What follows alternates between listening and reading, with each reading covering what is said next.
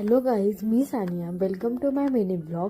तर तुम्ही बघू शकता किती पसारा आहे. कोणत्याही गोष्टी कुठेही ठेवलेल्या आहेत आणि पसारा कितीही आवरा, कितीही नीट करा तरी तो तसाच परत होतो. आणि माझ्या काही गोष्टीसुद्धा हरवलेल्या, जसं की पॅन कार्ड, त्यांचा ATM आणि त्या दिवशी तुम्हाला जो मंगळसूत्र दाखवला तो. तर ह्या पसारा नीट करताना मला तोही भेटला. आणि मला सोफ्याची साईडसुद्धा चेंज करायची होती. ज्या साईडला आता आहे त्याच्या ऑपोजिट साईडला मला ठेवायचा होता, कारण की तेच बघून कंटाळा आलेला. तर मग सगळा एक एक करून पसारा काढला आणि मग सगळा साफ वगैरे करून घेतला ती साईड, कारण की खूप घाण झालेली, धूळ जमा झालेली. मग सगळं स्वच्छ केला, कपाट वगैरे बाजूला करून घेतला. आणि हे सगळं करताना माझ्या कपाट पण पायाला आणि हाताला लागला, कारण की एकदाच लोड आला. पायावरचा काढताना गेली आणि हातावर लागला आणि आता पायसुद्धा सुजून बसला आहे, पायालासुद्धा लागलं आहे भरपूर.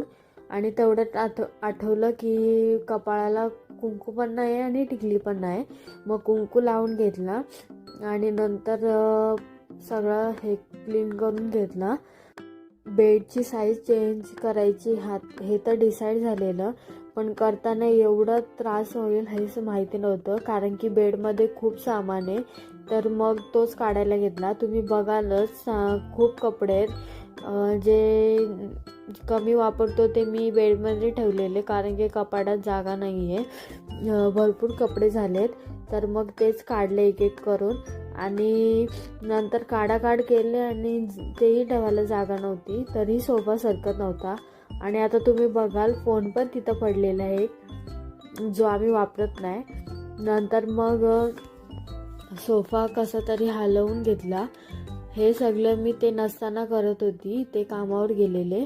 आणि त्यात गादी पण मला हलत नव्हती, गादी पण खूप जड आहे. तुम्ही बघू शकता किती पसारा झाला आहे, किती कपड्यांचा ढीग पडला आहे.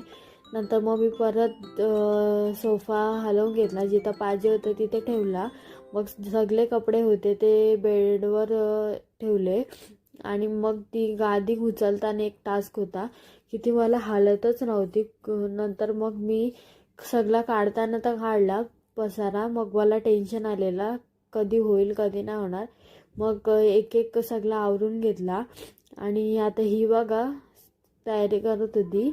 लिपस्टिक वगैरे लावून घेतला आणि पसारा काढला. मला धुळीची ॲलर्जी पण आहे, त्यामुळं मला सर्दी पण झाली, म्हणून माझा आवाज असा येतोय.